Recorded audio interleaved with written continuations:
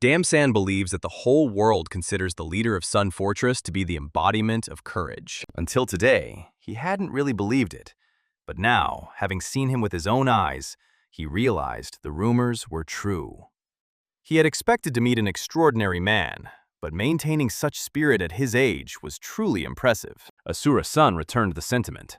The man had also exceeded his expectations. Although he bears the title of the greatest representative of the Orthodox path of the righteous celestial war emperor, those who truly know him call him a snake in a dragon's skin. Damsen felt awkward hearing such a thing said about himself. And what would he be like in person? Did he look like a snake? The man believes he certainly doesn't look like a dragon, but neither does he look like a snake. If anything, he resembles an amugi, a creature far more enormous than a dragon. Damsen grinned. They'd instantly turned him from a snake into an amugi. Could there be a better compliment than that? It had lifted his spirits. Huang Gong felt queasy. What composure! But then again, for a meeting between people of this caliber, it's perfectly natural. But whatever his true intentions might be, outwardly he shows not the slightest sign of displeasure. Damsen said he had prepared some tea, but wasn't sure if it would be to the fortress commander's liking. Asura Song was surprised. He sensed the servant's power. Her martial arts seemed just as flawless as her appearance.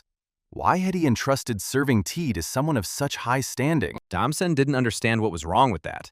She had asked for it herself, so he had no choice but to grant her wish. Or to be more precise, she had said that meeting the fortress commander was her lifelong dream. This is tea from Longjin. Damsen hopes you'll enjoy it. Asura Song said he didn't know what the man was up to, but the very fact that he had set up a secret branch so close to his fortress made him feel extremely uneasy. Damsan understands his displeasure, but he has no intention of apologizing. In that case, let him say why he summoned him to this unpleasant place. Lately, the Central Plains have been plagued by a sinister demon. This pesky demon has been causing him no end of headaches. Asura's son knows exactly who he's talking about. So Riang's abilities are outstanding, and he also had very serious backing. So was the fortress commander involved in this as well? The man replied that the young man had contacted him himself without hesitation and asked for a meeting. There was a spirit about him that appealed greatly to him. Since they both had their sights set on the entire world, he was extremely curious to see how far the young master of the demonic cult could go. When the world descends into chaos, opportunities are available to everyone equally. He himself wanted to bring about this chaos. How could he possibly refuse such a request? Damsen became curious to know how this demon's actions appeared in the eyes of the fortress's commander. Asura's son replied without hesitation that his actions had been superb. Even with the support of an unorthodox alliance, and using the chaos as if it were his own hands and feet, it's hard to find anyone who could shake up the entire world as thoroughly as So Riang. Asura Song believes that the young man has already proven his excellence as a great grandmaster. However, the alliance leader has his own opinion of him. If this demon hadn't headed to Shandong, he would have given him the same assessment as the fortress commander. In his place, he would have spurred on the main alliance and the Society for the Return to Righteousness even more vigorously. And when the right moment came, he would have launched a direct attack on the Fortress of Steel Blood. Undoubtedly, this would have been far more effective for sowing discord. But if events had unfolded that way, there was a real possibility that his fortress and their alliance would have joined forces. From the young leader's perspective, it would have been a gamble fraught with uncertainty and anxiety. If he truly sought to create genuine chaos, shouldn't he have been prepared to take such a risk? If the situation had come to that, not even the demonic cult would have remained quietly hidden among the great 100,000 mountains. Does the head of the alliance really want to set the stage for the demonic cult's emergence? Damsan replied that this was precisely why he had personally set the bait. It was he who sent the letter proposing a face-to-face meeting in Hunan. If the demonic cult responds, he will head there personally, immediately after finishing his conversation with the fortress commander. Asura Song asked if he had ever met the demon lord even once. If the current demon lord is the same person he saw several decades ago, then yes. In that case, they had met. Asura Song had also seen him once, in the prime of his powers. He couldn't judge just how great the demon lord's talent truly was, but even back then, he was among the absolute strongest masters in all of Murim. And now, decades later, it's hard to even imagine what level he has reached. His combat prowess at the very least surpasses his own, and might even exceed that of the Alliance Lord. More than 7 of the great families of the demon cult are located right here in Hunan. Their power is in no way inferior to that of the Iron King of his fortress or the 9 sects of his alliance. Apparently, the head of Song Fortress isn't worried about him at all right now. He's wondering why he's heading there. The man replied that he had no reason to worry about him. Isn't it time for them to become people who look out for one another? Even the young master of the demonic cult had formed an alliance with them, so why shouldn't they do the same? Besides, that alliance had apparently fallen apart. Huang Gan wondered how the Celestial Alliance knew about this. Could their intelligence network really be that good? Right now, that young master is causing a huge commotion in Shandong. But doesn't that seem strange to them? They say that the demon elder and 300 warriors of the demon cult are there as well. Apparently, the fortress commander had also received reports that the demon cult's troops were advancing northward and launching attacks on the sects of the righteous Celestial Alliance. All their attention was inevitably focused on those specific areas. And then, as if out of nowhere, detachments of the demon cult appeared in Shandong. This means that the demonic cult had deployed 2 separate forces from the very beginning. That's exactly right, and most likely it had planned this from the very moment the young masters set out for Shaolin. Who is this young man, really? How is such a thing even possible? Of course, such a ploy didn't cause any serious damage to either their alliance or the Fortress of Steel Blood. Judging by the results, the young leader's wisdom turned out to be a sham. Asura Song believes this was a fairly effective move. The mere mobilization of troops already entails colossal financial losses. It's easier to assume that every soldier deployed is already lost. He's not talking about the loss of troops, but about the loss of reason, his own and that of the leader of the Steel Fortress. After all, they aren't the kind of people who would break down over the loss of a few thousand warriors, are they? Huang Gan noticed that the alliance leader views his soldiers as nothing more than chess pieces. And it's not just a matter of heartlessness. For him, human lives are not inherently valuable. He is far more cunning and cruel than even the fortress commander, an absolute leader of the unorthodox path. Asura Sun listened to his arguments long enough, but he has no intention of forming an alliance with his organization. However, there has never been a person whom his words could not sway. His mind is unshakable, like an iron fortress.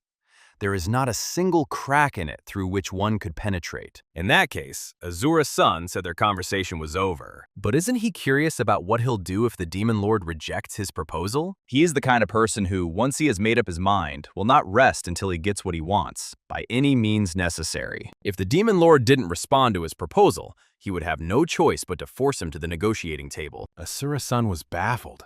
Had he really lost his mind? Was he planning to start a full-scale war? Let him choose for himself. Either they form an alliance, or they'll be wiped out one by one. Meanwhile, Soryang was having another strange dream. He was surrounded by a tranquil landscape. This time, he saw the Demon Lord again. And every time, the Demon Lord says that Li Zhongsan is an incredible man. Whether it's real or not, the indescribable flow of his chi already sends shivers down his spine. Perhaps in 10 years, he'll be able to fight the Demon Lord on equal terms. He'll never be able to attain the Demon Lord's supreme enlightenment. Li Zhongsan said that whoever has attained a perfect demonic nature has come even closer to the very essence of a demon. There is an absurd contradiction within him. But that is exactly who he is. So Ryang never truly understood his vague words. What is considered demonic, and what even makes a contradiction? And he understands perfectly well that this place is not reality. Li Zhongsan is either the far reaches of his subconscious or one of his unfathomable dark technique. Ultimately, the Demon Lord standing before him now is nothing more than the embodiment of his own mind. So let him speak without all that abstruse philosophy. He no longer wants to rack his brain over it. If they're going to talk, they'll speak simply and directly. Li Zhongsan asked, "Have you renounced your hatred for the secret demon queen?" If he could have let it go, he would have done so long ago. In this case, it would be more accurate to ask whether he had been allowed to do so. The Demon Lord believes that this does not seem to be settled. Did he truly hate the secret demon queen? Or did he simply want confirmation of his former hatred? Why on earth would he need that? It's an indisputable fact. Then why is his face darker than this sky?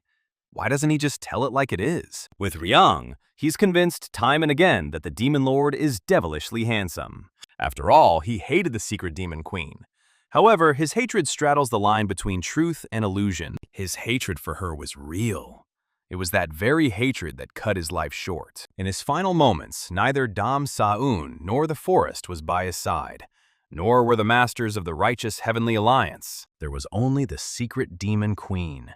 So Riang sensed something strange. The real Lee Chong-san doesn't know that in his past life he lived as Cheon Hajin, and yet, in this world of illusions, he knows everything. The illusion possessing Lee Chong-san's eyes and his chi path speaks to him in his voice, and for some reason, it's soothing. The man believes that his hatred wasn't as strong as he thought. So-ryang hated her enough to be completely consumed by that hatred. The arts of the evil god are a martial art refined to the absolute limit of mastery and having reached the realm of the law. Precisely because it rose from the base, disparate arts of the demonic path to become the greatest martial art under heaven, even the Buddhist Qi techniques of Shaolin would find it difficult to dispel the evil energy contained within it. The Qi of the Demon Emperor transcends technique and the law, reaching the Tao itself. This is the art of the celestial demon. Even if its 9 depths of demonic arts are the supreme technique, comparable to the Qi of the Demon Emperor, this matters only when speaking of the raw power of martial arts. Oh, but when it comes to the depth of enlightenment, the 9 depths of demonic arts do not even come close to what the Qi of the Demon Emperor has attained. The current Lee Chong-san is an entity created by his mind. Why is his mind telling him all this? When So-ryang chose the Demon Emperor's key in his battle against the secret Demon Queen, his victory was a foregone conclusion. If he had used the Demon Emperor's key properly, she would have crumbled before the 30th exchange of blows. All the evil energy she had honed over many years would have been stripped from her without a trace, leaving only a handful of ashes. Even if her evil energy had reached an innate level, evil, being merely an offshoot of the demonic principle, cannot escape the laws of causality. But how could he possibly know that? Lee Jung-san replied that he could have found out, but chose not to. Even knowing that he was the king of assassins, even realizing that she wouldn't run away, So-ryang didn't crush her right away. Did he not want to create a hatred that he could justify to himself? Was he so lacking in reasons for this hatred that he was desperately trying to dig up rage from within himself? Whether it was the 9 depths of demonic art or the Qi of the demonic emperor, technique, law, or the Tao, the result was the same. Then why did the demon lord reproach him? Lee Chong-san replied that he had lived a life in which reasons didn't matter. The world itself provided him with reasons, and he knows why So-ryang hates Dam Saun so deeply. The young master believes that right now, the Lord is merely an illusion born of his own mind, and everything he had said before about the secret demon queen was simply him talking to himself. Lee Jung-san said he was wrong. The moment So-ryang opened the gates to the world of desires, the very instant his chi established a spiritual connection with him, the Lord learned everything about him. It may be his world, but at the same time, it does not belong entirely to him. When his secluded cultivation came to an end, and he summoned him to the pavilion of demonic judgment, even then he began to suspect that changes had occurred within the third young master, So-ryang. It doesn't matter what he did in the past. It doesn't matter what kind of life he lived. The only thing that matters is who So-ryang is now. Lee Jung-san is one of those who values the sincere efforts of the present more than the mistakes of the past. That is precisely why he did not delve into the past of a man named So-ryang to uncover the nature of his transformation. Because it doesn't matter. It turns out that even though the demon lord knew about his past, he accepted him anyway. He is not the So-ryang he used to be. That fool brought him nothing but disappointment. But the current So-ryang is different. He crushed all his rivals and became the young leader of their divine cult. And the current So-ryang possesses a talent that perfectly suits his taste. There will be no other So-ryang like him, and even if one were to appear, the demon lord would not acknowledge him. So let him answer his question. Why is he putting on such a pitiful show? The demonic essence is desire. It exists in a realm far more fundamental and exalted than good and evil. He who has already grasped the demonic and come to know himself well enough, why is he trying so desperately to fabricate baseless emotions and conjure up feelings that do not actually exist? Or is he afraid of the world's condemnation? Was it so hard for him to raise his hand against a person for whom he did not feel enough hatred to kill? Let him have no doubts. If he wants to kill, let him kill.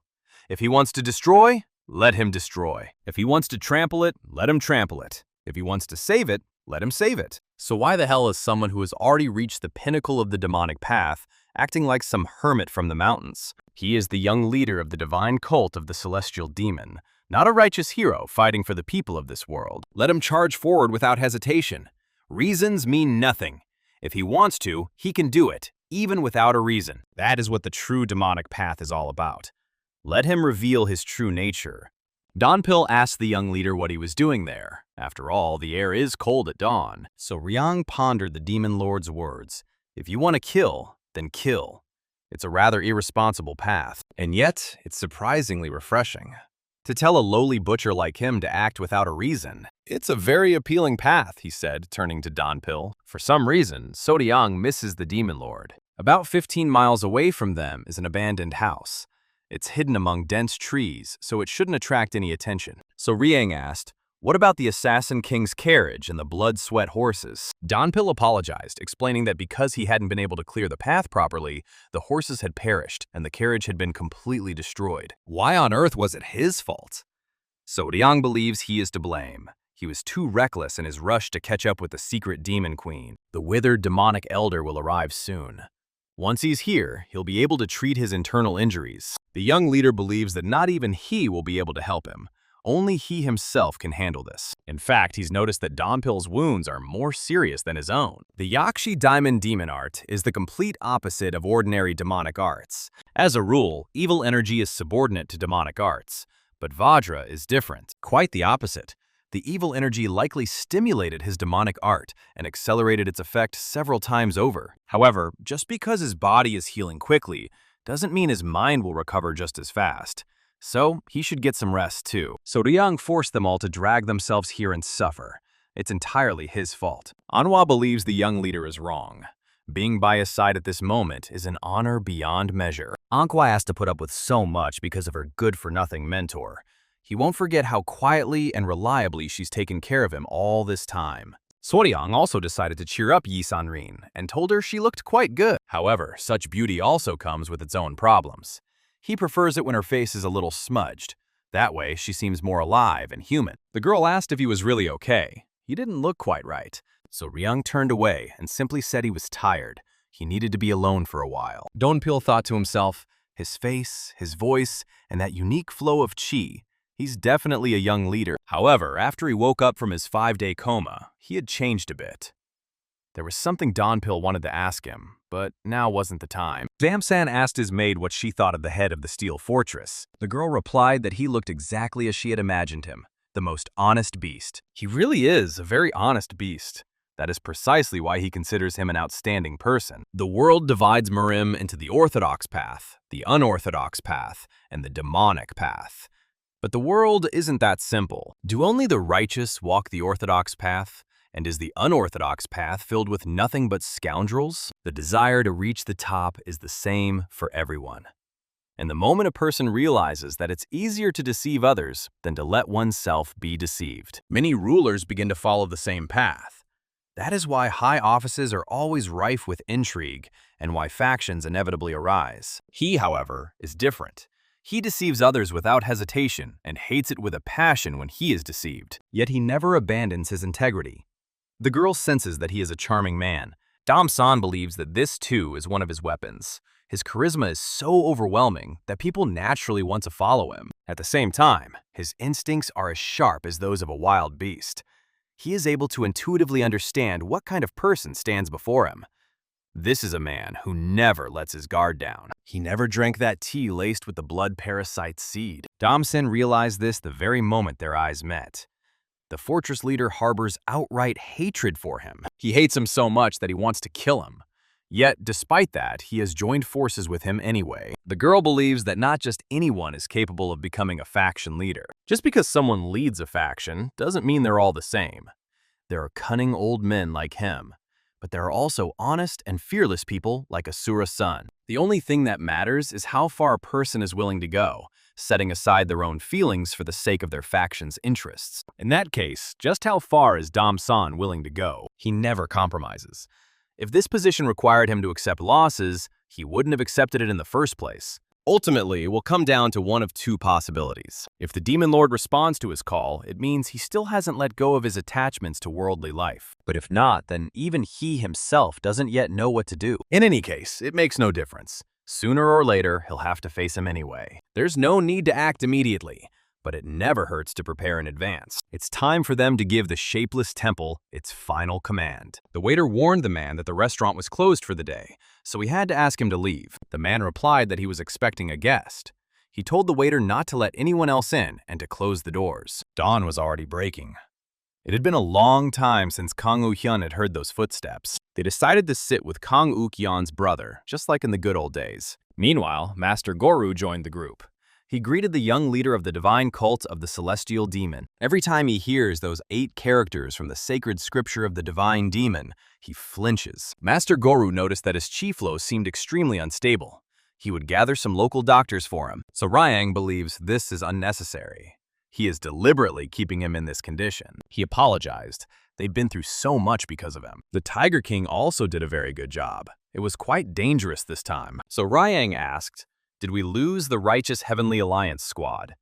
Goru replied that unfortunately yes, but there is a transcendent realm master among them, so sooner or later they'll attack this place anyway. Fortunately, the demonic elder did not sustain any serious injuries. Master Goru replied that his endurance was the best among the demonic elders. So Ryang asked if they could all spare him a little time. Did he have some special instructions for them? He replied that it wasn't an instruction, but a confession. It was something you should have said a long time ago, but he was forced to make this confession right now. In this world, things sometimes happen that defy human understanding. Take, for example, any remote village.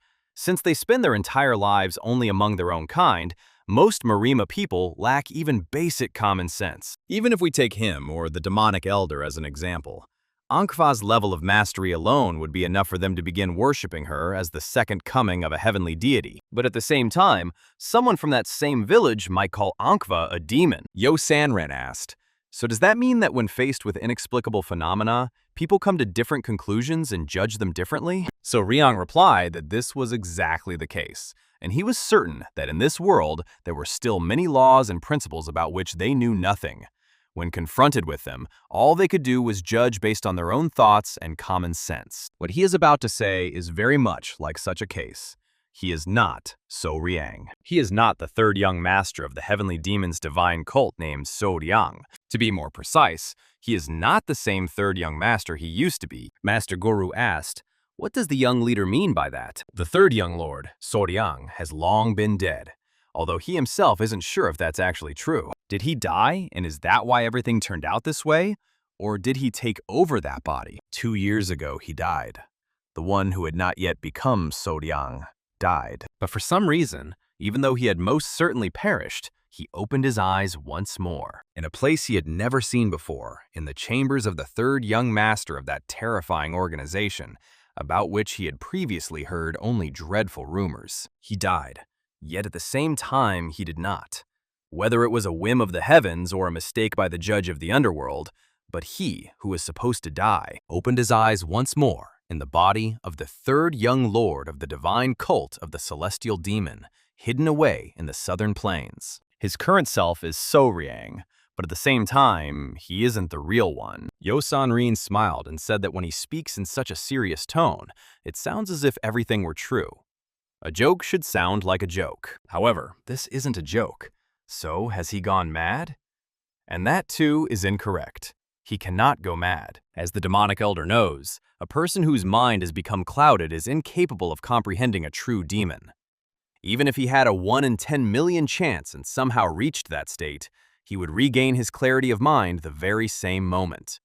Because such is the nature of the realm of creation and transformation, Yo Sanrin asked, "If that's true, then who is he really?" He is the world's greatest assassin, the king of assassins, the mightiest assassin of his era, the first assassin to rank among the 10 greatest martial arts masters, and the most ruthless blade wielded by the leader of the righteous Heavenly Alliance. He is the king of assassins, and his name is Cheon Hajin. Meanwhile, the brothers discussed how much they had aged as they looked at one another. No one can defy the passage of time. Kang Uchan believes that his younger brother has even become stronger than he is. Kang Uk-yong replied that the Demon Lord had shown him mercy. So the Demon Lord didn't capture him. Did he crawl to the Demon Lord's feet of his own accord? Kang Uk-yong replied that that was indeed how it happened. Time is truly a terrifying thing. Once the mightiest assassin of the Formless Temple, cunning as a fox and ferocious as a tiger, He is now neither a tiger nor a fox. His younger brother asked if he still hated him. He replied that most likely he no longer did. Enough time had passed for the very face of the world to change twice over. They had already entered the twilight of their lives. Why should they still cling to such a petty grudge? Kang Uchan said that simply being alive was enough for him, and he would pretend he hadn't seen him today. But if they meet again in Jianghu, then he'll cut off his head. Kang Ukyong asked his brother, "Are you planning to kill the demon lord?" His older brother was surprised. How on earth did he find out about this? So, just as he had bowed at the demon lord's feet, was his older brother now wiping the ass of the leader of the righteous heavenly alliance? Let him say where he heard this. Depending on his answer, his fate, whether he lives or dies, will be decided today. The political situation in the Central Plains, the current state of affairs. All it takes is a glance into his eyes. Under the demon lord's rule, he found freedom, but his older brother seems to have remained a prisoner of the alliance leader for far too long. Where has his unmatched ability to foresee the future, simply by observing the course of events in the world, gone? Kang Uchan decided to leave. He told his brother never to venture out into Jianghu again. Kang Ukyong warned him that he'd be better off abandoning this plan. The demon lord is no ordinary man. Even if there were 100 like him in the shapeless temple, it still wouldn't be enough. He had no interest in listening to a loser's whining. As far as he was concerned, his younger brother had died 20 years ago, and he didn't like talking to the dead. So he told him one last time, "Don't come back to Jianghu." The waiter didn't understand what was going on. Where had the gentleman who had just been there gone? Kang Ukyong said he was hungry and told him to set the table. You can't just order food and walk away. His older brother would suffer defeat. This impatient boy couldn't wait and ran off, leaving behind such precious food. But the demon lord, he is a man who understands the importance of etiquette and propriety. Master Goru addressed the young leader.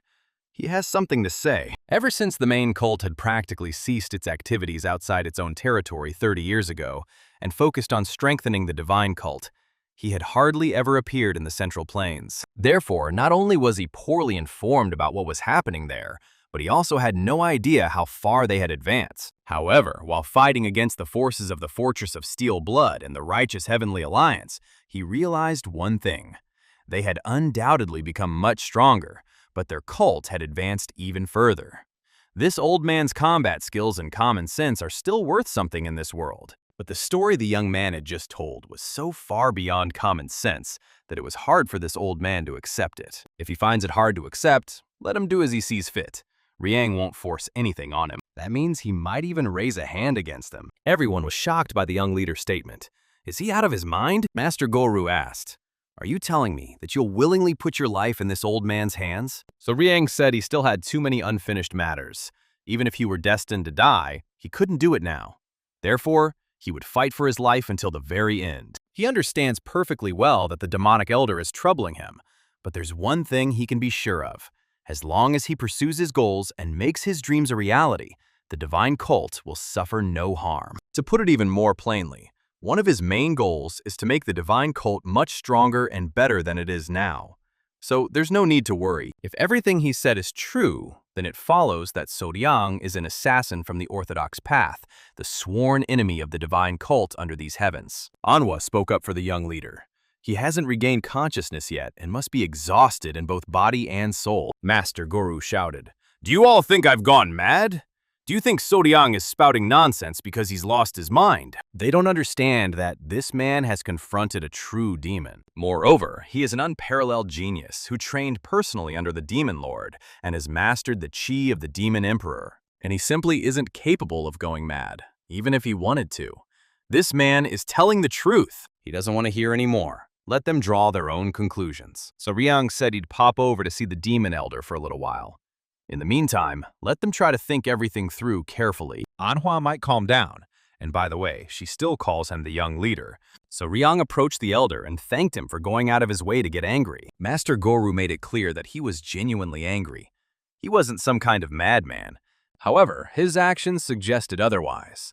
The elder said, When else, if not now, would he dare to act so brazenly in front of the young leader? So Riang believes he shouldn't scold them too harshly. These are people who believe in the young leader no less, and perhaps even more, than he does. Their faith is absolute. But since they are not yet mature, It is inevitable that they will err and become confused, even if they were to draw their swords against him right now. And even if he were to die at their hands, Soryang would not hold a grudge against them. Faith and shock are two completely different things, and that is precisely why he is grateful to him. The demonic elder took all their anger upon himself, and thanks to that, those friends will be able to think everything through calmly. And he is indebted to him. How did he figure out that this old man was just putting on a show? He thought he'd managed to fool everyone. At first, Soryang believed it too. But he understood everything when the elder mentioned the demonic emperor's chi. That's when he realized the old man was simply trying to remind them once more. The demon emperor's ki is a martial art that only the demon lord and the young leader are capable of mastering. Therefore, the mere fact that he had mastered this technique made him the rightful successor to the demon lord. There was no need to pay attention to other trivial reasons. So Riang asked, "Isn't the elder at all concerned about this?" If he were in the elder's place, his fist would have flown toward its target the very moment he heard the words about the assassin of the righteous heavenly alliance. Why did the young leader come to that conclusion? He couldn't say such a thing in the young leader's presence, but this old man was still quite good at reading people. From his point of view, everything he said was true, and he wasn't the type to plunge their cult into the abyss of destruction. Besides, would the demon lord really have appointed a man devoid of talent and ability as his successor? Master Goru believes in him, but he trusts the demon lord 10,000 times more than he trusts Goru. And that demon lord, in whom he believes, has never been naive enough to pass the position of successor to someone who would bring disaster. That is why, even after hearing the truth about his true identity and feeling confused, Elder Goru did not become truly alarmed. He believes in the great ninth heavenly demon, Lee Jong-san. This is a man who, without the slightest hesitation, would sacrifice his one and only life for the demon lord. And it is precisely this faith that naturally extends to him as well. That is what true trust means. That is precisely the true path of a follower of the demonic way toward his demon god. Master Goru asked why he had decided to tell him this right now. After all, there would be plenty of other opportunities ahead. The dangers awaiting them ahead will be no less than those they face now. That is why he decided to tell them everything about himself before that time comes. Well, to be honest, he simply wanted to ease his own mind. He wanted to gain their acceptance, at least from them. While he has a chance to rest, Soryang doesn't know when the elder will be needed again. But there's one more question he'd like to ask the young man. Does the demon lord know about this? Soryang isn't sure, so he can't tell him about it. Guan Hong, the minister of war of the righteous heavenly alliance, ordered the Black Turtle Squad to halt. They need to take a break. Everyone is exhausted from the chase over the last few days. Meanwhile, Gok Chon-sak sent a carrier pigeon to request reinforcements from the Fortress of Steel Blood. The man wondered if he had, after all, reached the level of transcendence. People called him a dishonorable scoundrel who mocked his own teachers. Yet he had joined a gang of unorthodox rogues and risen even higher. If it were up to him, he would seize him right now and finish him off as a disgrace to the righteous Murim. But there was nothing to be done. When a far greater evil stood before his eyes, he couldn't ruin everything by clinging to the lesser evil. Guan Hong suggested joining forces. They'd already wasted too much energy watching each other's backs while chasing those dogs of the demonic cult. Let him not think that only they had wasted their strength. Wouldn't it be better for them to temporarily join forces instead? Or would it be better for him to kill him right off the bat? Of course, they were capable of destroying them, but if they began to wear them down with a strategy of surprise raids and retreats, it would cause them no small amount of trouble. And that trouble would inevitably result in a serious depletion of their strength when they finally had to face the bastards from the demonic cult. Suddenly, a huge messenger hawk flew up to Guan Hong. He read it, grinned, and figured that Gok Chon-sak would be interested to hear about this. The letter stated that the Righteous Heavenly Alliance and the Fortress of Steel Blood had formed an alliance. Just recently, Gok Jong-sak had been planning to call for reinforcements. So, were troops already stationed nearby? The man replied that they would arrive in half a day. In that case, it'll be a glorious hunt. It's time to teach those upstarts a lesson. Meanwhile, Seoryang was cultivating with the celestial demon blade, and he noticed some changes. Could this be because his demon emperor's chi level had risen during the battle with the secret demon queen? It was trying to resonate on its own, even though Seoryang hadn't even released any chi. Incredibly pure, innate demonic energy is healing him. The energy from the celestial demon sword is synchronizing with the demon emperor's chi and attempting to heal his internal wounds. The demon lord's innate demonic energy, sealed within the celestial demon blade, has begun to act on its own. Although it is just a blade, he has the feeling that it possesses a life of its own. So Riang asked how Donpil was feeling. Had his unnecessary words shaken him too much? The man replied that, compared to the young leader's journey, his suffering was nothing more than a drop in the ocean. Before uttering those words, the young leader had most likely been tormented by doubts countless times.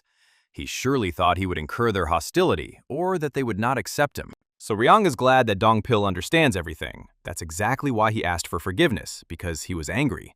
The young man replied that it was only natural. Even if he lacks the ability to truly help the young leader, he has never been any less loyal to him and has never doubted him. Let him scold him as much as he wants for his incompetence, but let him at least acknowledge his loyalty. It doesn't matter who he really is. The third young master, the king of assassins, or even a pitiful beggar who, by a stroke of luck, happened to end up in this body. It means nothing to him. Donpil serves only him, and his loyalty will never waver. And it's not at all because he holds the title of leader. He respects him and believes in him because So-ryang showed him a kindness he can never repay. That's the whole reason. Until they step over his dead body, no one will dare touch a single hair on the young leader's head. So-ryang was indignant. Why was he getting so worked up? He was spouting such bombastic speeches that it was already giving him goosebumps. The battle would begin soon, and to heal his internal wounds, he'd have to fight hard. Donpil had no need to join this battle, but even so, after this fight, he won't be able to lift a finger. So let him kill them all before the enemy's blade even has a chance to get close to him. Behind Donpil's words lay everything he had silently kept in his heart during the 2 years he'd spent with him. There was very little time left before they faced their enemy. All this time, he had been plagued by anxiety. But thanks to this, it felt as if even his inner wounds had completely healed. Meanwhile, a serious evening conversation was taking place in the Demon Lord's domain. Li Jongsan informed guard Murim that he had released the assassin from the Formless Temple. The Lord was surprised that he showed no reaction to the news. The man believed that no one would dare to object to the Demon Lord's decision. It seemed to him that Kang Uk-kyeon's abilities were too extraordinary to simply let him go. But he would never return.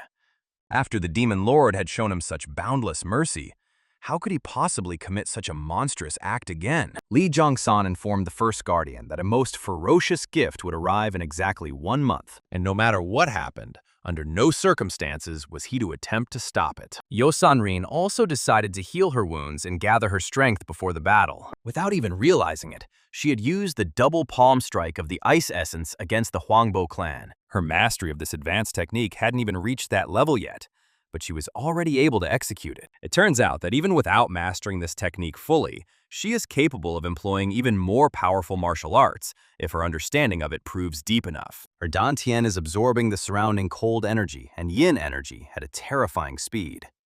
It was once a vast reservoir, but now it is rapidly contracting, taking on a form resembling an inner core. This is possible even before she has fully mastered the cultivation technique.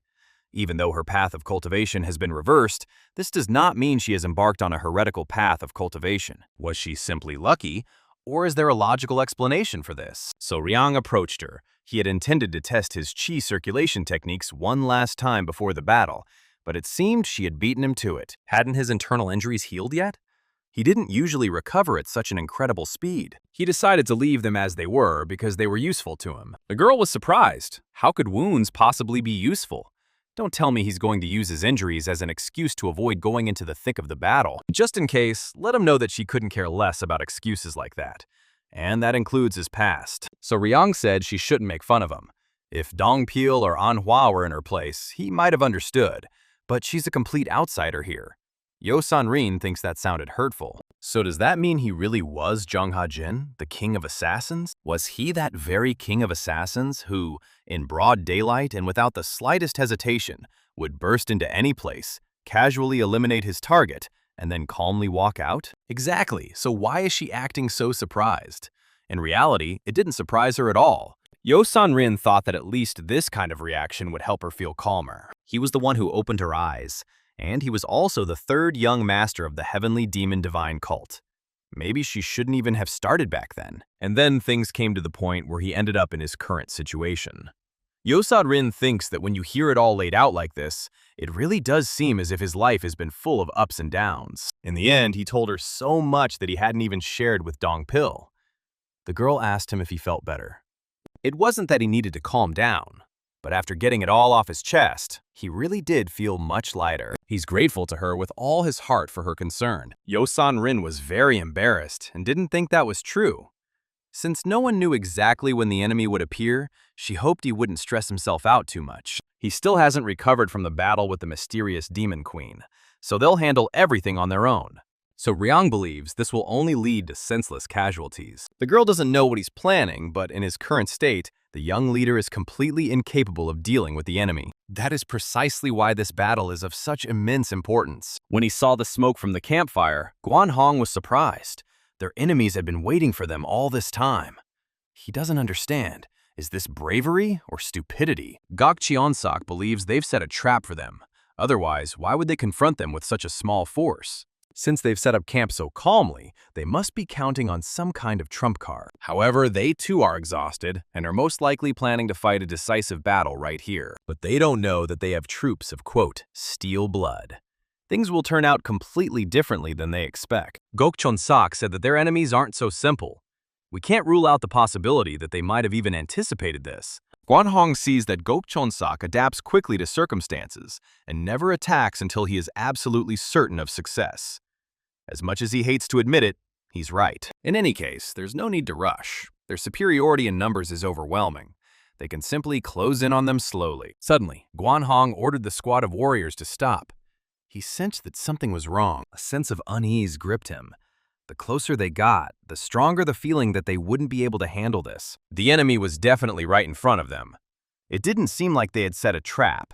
Their forces didn't look particularly formidable. That meant he was missing something, and for some reason, he no longer sensed the young leader's presence. It seems he's crept up behind them. They must stop him at all costs. So Ryang is so fast that they don't even realize where the attack is coming from. Before he knew it, he was behind him. Worthless warriors! That's the technique of phantom movement. Or could it be some kind of demonic art? It's most likely a stealth technique. Only a few assassins in this world are capable of mastering this technique to such a degree, especially when a master of the transcendental level is watching him so closely. Elder Goru believes they should go to the young leader. Donpil said they shouldn't interfere in this battle, but the young leader has suffered severe internal injuries. He is no longer able to endure such a protracted battle as he once did, and cannot use destructive chi techniques. But so far, Soryang has always kept his word. That's why he believes everything will turn out all right. Yosan Rin noticed that his demon emperor chi was growing stronger and stronger. He's using the art of Lu Li. This is a great method for unlocking one's potential. It can be said that this is the very foundation of the demonic art of essence absorption, which later spread throughout the Central Plains. Donpil asked, "So does the young leader absorb essence?" The girl replied that it wasn't essence absorption, he wasn't stealing his opponent's internal energy. Instead of taking the opponent's internal energy, he absorbs the power the opponent releases, as well as natural chi, to restore his body. Moreover, he channels the energy of the core into his body, which has only been temporarily restored, to maximize the effectiveness of his cultivation technique. This is not essence absorption, but accumulation. This method briefly concentrates chi and spirit into the essence to restore the core's original energy. And now, with its help, the young leader is even healing his internal wounds. In the entire history of the palace, no more than 3 people have been able to bring the art of Lu Li to absolute perfection. Now she understood why he had deliberately gone into battle alone, without even treating his internal injuries. He uses the earth that brings death to resurrect himself. It turns out the demon lord already knew that the young leader possessed all the qualities necessary to become the ruler of the divine cult. Despite being revered by countless followers, he does not hesitate to risk his own life for the sake of those under his command. He never hesitates to be the first to step onto the front lines, and by some miracle returns even from the very brink of death. To inherit the will of the absolute being who bore the burden of a bygone era on his shoulders, and to take responsibility for a new era, a new absolute being must be resurrected. Elder Goru told Donpil to prepare the heavenly demon's blade, and the young leader has fully regained his strength. He will need this blade. He even envies the younger generation, those who are destined to live in the new era. So Ryang felt that everything had worked out and was proceeding as it should. The moment the energy from his palm strike entered his body, all his acupoints and meridians opened wide. It surged through his meridians, burning away the impure chi and expelling most of it from his body. At the same time, He directed the remaining energy from the strike, which he had managed to absorb, into his upper, middle, and lower dantian, revitalizing the power of his primordial qi. As his demonic energy blossomed anew, the wound-healing formula also took effect with renewed vigor. His restored internal organs reignited his life force, simultaneously strengthening the Demon Emperor's qi. The three great secret techniques of the Demon Emperor's qi. Among the three techniques of direct flow, reverse flow, and convergence, are the art of immortal reverse flow restoration. With every passing moment, he moves faster and faster. Guan Hong cannot fathom how this is possible. After taking so many hits from his great Scarlet Lotus Palm, he is still able to move. It feels as though he is recovering very quickly. It seems he's absorbing the attacks and using them to heal himself. So Riang used the demonic palm of heaven technique, and with a single wave of his hand, wiped out countless troops. Guan Hong crept up from behind to deliver his crushing blow. But Soriang was on guard and simply grabbed his hand without feeling a thing. He broke his wrist and demonic energy seeped through the crack. Soriang said that if Guan Hong was among the top 10 martial arts masters, he should at least be able to put up a fight against him. Gok Jong-sok couldn't understand it. After all, the young leader had suffered severe internal injuries in the previous battle. Yet now he was dominating everyone. The man sensed demonic energy. Troops from the demonic cult were heading their way. Let everyone get ready. Those bastards from the demonic cult have set up an ambush for them. Elder Goru ordered the true demon squad to annihilate the enemy forces. And so began a great slaughter between the red and blue armies. Donpil's first act was to throw his beloved sword to Soriang, its true master. Guan Hong's mouth watered as he finally realized that he had witnessed the demonic art of absorbing the source with his own eyes. So Riang said he could keep talking as much as he wanted, but hadn't he previously claimed to be one of the 10 strongest martial arts masters? But now, no one can match his martial prowess. It was time for him to disappear. He was a relic of a bygone era. The private told Gok Chonsak that they needed to retreat. Gok Chonsak replied that reinforcements were already on their way, so they should hold out a little longer. 200 warriors from the Fortress of Steel Blood are only 10 miles away. So Riang told Elder Go that he would take on the advancing troops himself. While he was away, the Elder should clear out everything here. The Elder replied that everything would be done to the best of his ability. The Elder ordered all followers of the demonic path of the divine cult to destroy the enemy. So Riang's mind and body seemed to be on the verge of complete collapse, but the faith and recognition of those around him restored his strength. He rose again, brimming with vital energy. On the battlefield, where death was reaping a bountiful harvest, Soriang was reborn. And within just a few days, news of the battle's outcome spread throughout the world, causing a real stir. Chief strategist Ho Yo-sun has no idea how to make sense of it all. This is just his guess, but it seems the young leader has become even stronger than he was before. Even taking into account Elder Gora and the True Demon Squad, it is truly incredible to have annihilated such a massive army while in such a depleted state. Lee Jung-san believes this is only natural. He has inherited the qi of the Demon Emperor. Since he managed to open the gate of the world of desires, he is worthy of being called the true direct heir. Regardless of his level of combat skill, once he opened that gate, such a feat is only natural for him. So, is it all because the celestial demon knows no defeat?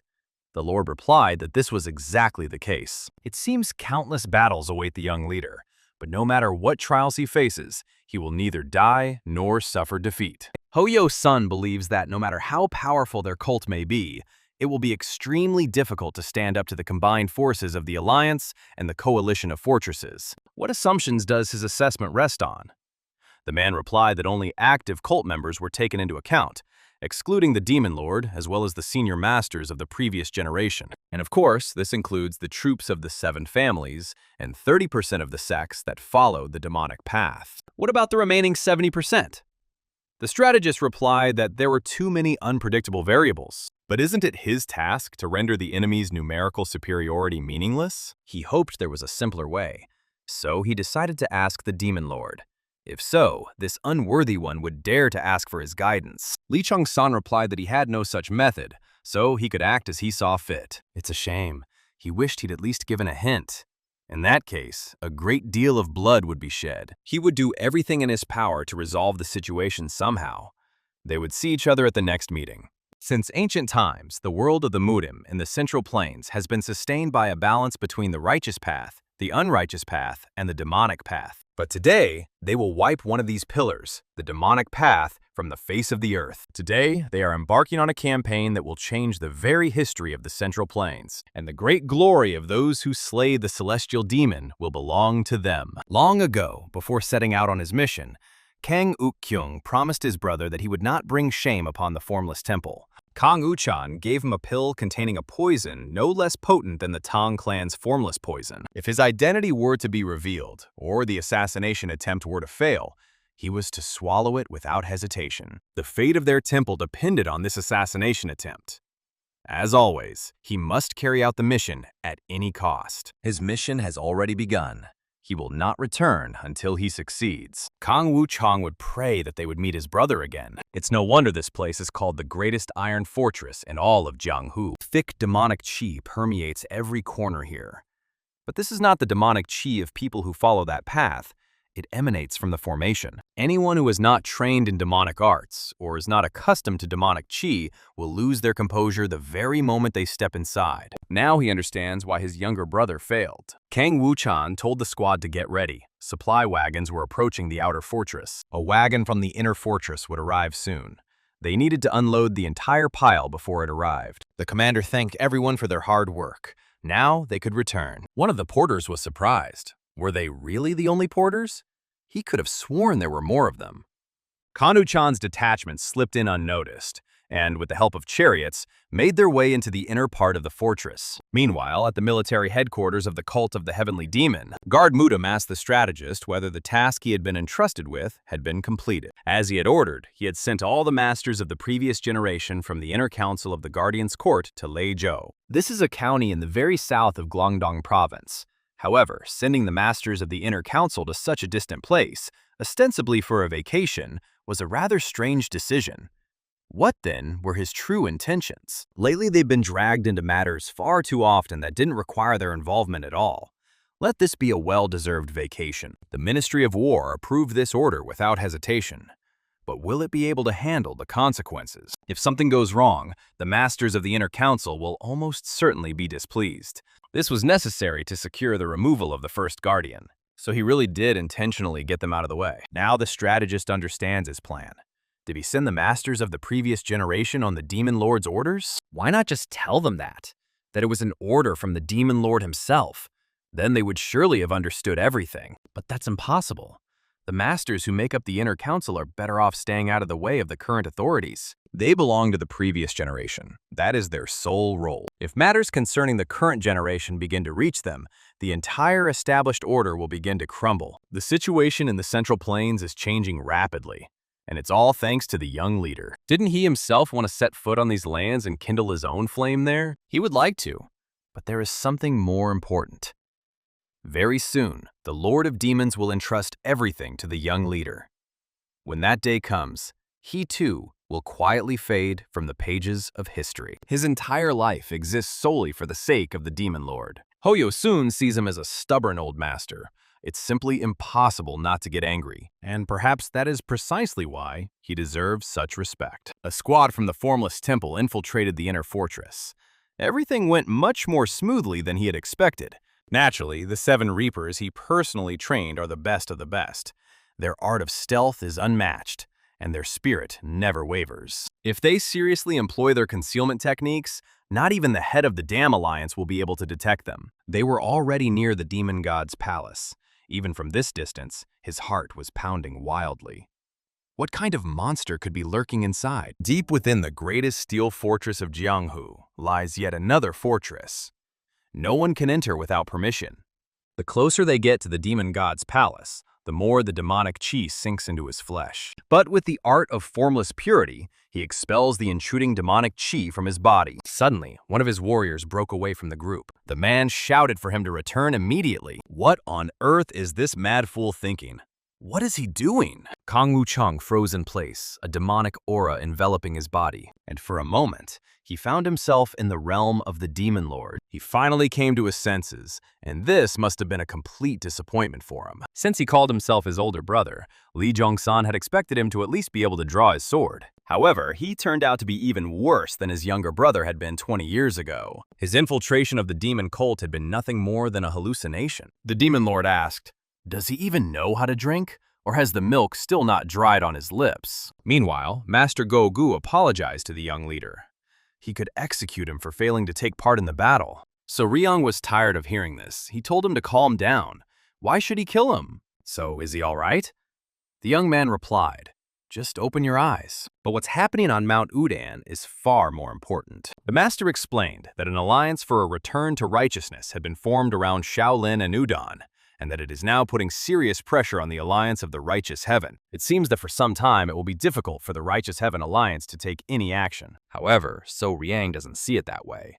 From the perspective of the demonic path, things may indeed look that way, but anyone who understands how the Orthodox faction operates knows that the pressure from the Return to Righteousness Society isn't nearly as great as it seems. The Orthodox faction is at its strongest when it has a righteous foundation, and it is the people themselves who give this righteousness its true power. The Orthodox faction can stand up to unorthodox factions and the demonic path without hesitation, precisely because the people stand behind it. But people perceive the current situation as an internal power struggle within the Orthodox faction itself. No matter how righteous their intentions may be, the people will see this as nothing more than a power struggle. It is no coincidence that Shaolin and Wudang are called the Tai Shan and the Great Bear of the martial arts world.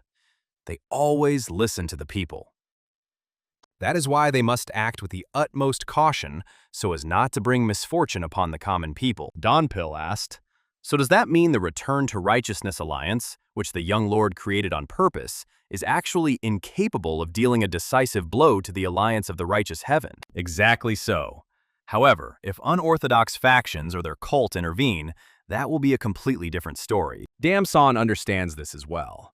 He will certainly try to destroy the alliance for the return to righteousness, one way or another, either by using the remaining 9 sects besides Shaolin and Udon, or by resorting to the help of a third party. Didn't the Alliance of the Righteous Sky and the Fortress of Steel Blood fight side by side? Have these two forces really formed an alliance? Song, the leader of the fortress, may be a rough-around-the-edges sort of man, but he is known as a man of honor and justice. So Ryong knows that this is exactly the kind of man he was. That is why it is particularly strange to see him join forces with the Righteous Heaven Alliance. However, he supported his actions only because So Ryong could take the first step toward unifying the dream of the Middle Kingdom, a goal that 3 generations of Jianghu had strived for over many years. Asura Song is a straightforward man, but he too dreams of ruling the world. And for the sake of that dream, he is willing to do anything. Given the circumstances, Master Goru understands why one might come to that conclusion. But to be honest, it's still hard for this old man to believe it. Damsan has always acted exactly this way. Instead of crushing threats in open conflict, he prefers to sow chaos and strike when no one expects it. The safest way for him to control the alliance's forces is to form a temporary alliance with the Fortress of Steel Blood. After that, all he'll have to do is turn the Fortress of Steel Blood against the Return to Righteousness Alliance, and all his problems will disappear on their own. Master Gogu believes there is one problem. Even if the leader of the Righteous Sky Alliance desires such an alliance, what would the leader of the Fortress of Steel stand to gain from it? He isn't foolish enough to provide services to the Righteous Heaven Alliance for free. He will certainly demand something in return, and the alliance leader will have to offer a price he simply cannot refuse. Otherwise, an alliance formed in the Alliance City simply makes no sense. So Ryong realizes that Gogu is right. Old Man Dam really does stand to gain a lot by using the Fortress of Steel Blood. But what will the Fortress of Steel Blood itself gain? They might welcome chaos in the Central Plains if it helps them unify the world, but there's no reason to do so at a loss to themselves. If he were in Old Man Dam's shoes, he would certainly seek an alliance with the Fortress of Steel Blood, and he would do everything to make that alliance happen. That's just the kind of person he is. Assuming such an alliance truly exists, what could Old Man Dam offer the leader of the fortress? Ho Soon said that, fortunately, the Demon Lord had not been harmed. The demonic elder of the Bloody Hand asked, "What do you think will happen now?" The Demon Lord deliberately took the assassin's blow upon himself. Which of them is capable of fathoming his sacred will? And yet, their great strategist surely understands something. What will their next moves be? The chief strategist replied that they would take no action at all. The Demon Lord made it clear that he intended to act personally. The elder knew that this day would come eventually. At last, the demon lord himself would step into the world. The man remarked that the head of the inner enlightenment pavilion looked far too somber. So Yanshim replied that as a follower of the demonic path, how could she possibly rejoice that their lord was personally stepping into the world? She was troubled by something else entirely. Perhaps they would not be able to accompany him. The chief strategist said that the head of the Pavilion of Inner Enlightenment was right. They would all remain at the main cult and continue to carry out their duties, and the Lord of Demons would most likely set out for the Central Plains alone. The fiery demon elder considers this absurd. They are obligated to accompany him. The strategist reiterated that this was the demon lord's will. They had no choice but to obey. The young leader set out for the Central Plains almost immediately after the succession ceremony, and now the demon lord himself is heading there as well. And are those of us who must serve them both supposed to just sit idly by and watch? Guardian Murim said they had no cause for concern. Either the supreme commander of the great army of the celestial demon would be there, or he himself would accompany the demon lord. It's not that this rabble from the Central Plains is capable of harming the demon lord, but they will no longer allow some pitiful blade to touch his sacred body again, as happened today. So Yanshim asked when the demon lord intended to set out for the Central Plains. Tomorrow, he must sort through all the matters that have piled up over the last 3 days. However, judging by how events are unfolding, he might set out as early as tonight. Kang Uchan couldn't understand how this was possible.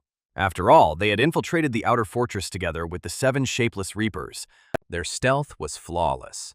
They had slipped past all the sentries of the demonic cult unnoticed. He expelled the demonic chi from his body and stood before the palace of the demon god. But was all of this just a dream? His head felt as if it were splitting open. Lee Chong-san is glad he remembered everything.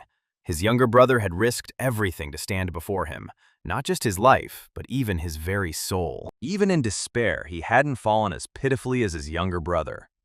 Unlike him, he never for a moment forgot why he had come here. Without hesitation, he crushed the poisonous pill in his mouth. Kang Wu-chang had completely lost himself. Could it be that he was afraid of death?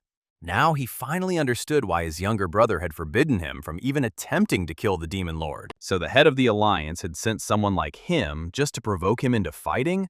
He clearly lacked imagination. A mute fool who can't even speak is of no use to him. His entire team of 7 elite warriors had been wiped out with a single squeeze of the demon lord's hand. His insignificant position as the head of a shapeless temple will spare his life, for now. Lee Chong-san remembered that it had been a long time since he'd breathed fresh air.